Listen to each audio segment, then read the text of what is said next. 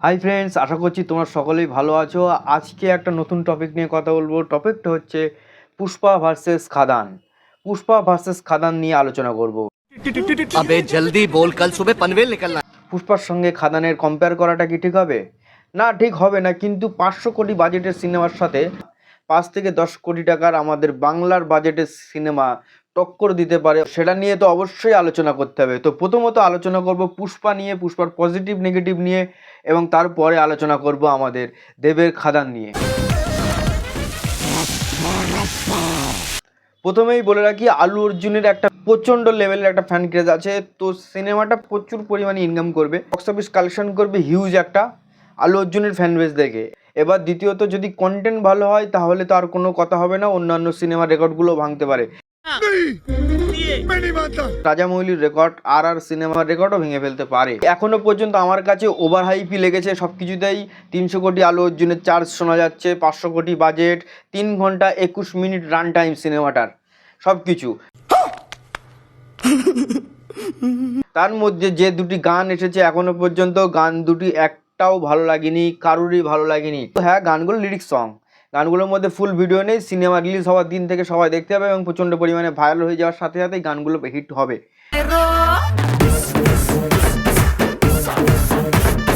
কিন্তু এখনো পর্যন্ত গানগুলোর কোনো হাইপ নেই, কোনোভাবেই হিট হয়নি।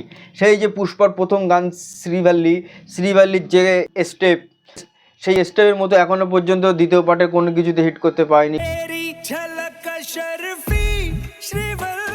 পুষ্পা 2 রিলিজ হবে কিছুদিন পরেই, 5 ডিসেম্বর। খাদানের মধ্যে ব্যবধান কিছু না হলেও অন্তত 2-3 উইকের মধ্যে ব্যবধান আছে খাদান মুভিটার। এবারে কথা বলবো খাদান মুভিটা নিয়ে। খাদান একটা অন্য লেভেলের মুভি হতে যাচ্ছে। আমি বরাবরই, এবং আমার আগের ভিডিওতেও তোমরা দেখেছো, আমি জিতের ফ্যান, দেবের ফ্যান নয়। তাই বলে যে দেবের মুভি দেখি না তেমনটা নয়।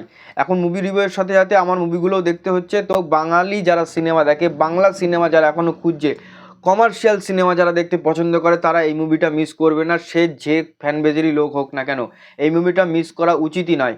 কেননা এখনও পর্যন্ত এই মুভির সম্বন্ধে যা কিছু শোনা যাচ্ছে তাতে মাথা খারাপ।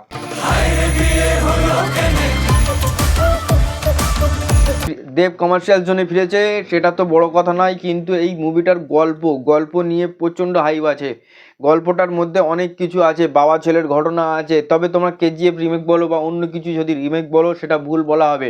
কেন, কোনো না কোনো সিনেমার সাথে সিমিলারই মিল থাকতে পারে, অল্প অর্ধেক মিল থাকতে পারে, কিন্তু সেটাকে রিমেক বলা চলে না। যিশুর সঙ্গে যখন ফোনে কথা বলছিল দেব, যিশুও বলছিল এই সিনেমাটা আমি গল্পের জন্য, স্টোরির জন্য প্রথমবার শুনেই কাজ করতে মন চেয়েছিল। তারপর যেটা বলছিল যে সময় হচ্ছিল না এটা সেটা, কেননা যিশু এখন বাইরে অনেক সিনেমা করছে। খাদানের গানগুলো ভালোভাবে হিট করে গিয়েছে এবং সেই সাথে টিজারটাও কিন্তু হিট হয়েছে, তো ট্রেলারটাও হিট হবে। তো এখনও পর্যন্ত বলবো যে খাদান পারফেক্ট আছে একটা বাংলা কমার্শিয়াল সিনেমা হিসেবে। এখনও পর্যন্ত কোনো রকম কোনো সমস্যা নেই। তো মুভি রিলিজ হওয়ার পরে আরও কিছু বেটার বোঝা যাবে, স্টোরিটা বোঝা যাবে। স্টোরি লাইনটা অনেকেই অনেক রকমভাবে হিন্টস দিচ্ছে। কিন্তু কমার্শিয়াল জন্য আমি একটা কথা বলতে চাই, যে নায়কটা এখনও পর্যন্ত কমার্শিয়াল থেকে নড়েনি, কমার্শিয়াল সিনেমা করে দাঁড়িয়ে আছে। হ্যাঁ, সাইডে হয়তো একটা দুটো অন্যরকম মুভি করছে, কিন্তু তোমরা একটা ভালো, জিৎ হচ্ছে কমার্শিয়াল সিনেমার উপরে একমাত্র দাঁড়িয়ে আছে। তো বাংলায় এরকমই একটা সিনেমা দরকার যাতে কিনা ক্যামিও থাকবে জিতের। দেবের সিনেমায় জিতের ক্যামিও, জিতের সিনেমায় দেবের ক্যামিও। বাংলাতে কিন্তু এখনো পর্যন্ত এটা হয়নি, আর আমার বিশ্বাস এরকমটা হলে সিনেমা হল ফাটিয়ে ফেলে দেবে। তো এই ব্যাপারে তোমাদের কি মনে হয় আমাকে কমেন্ট বক্সে অবশ্যই বলো।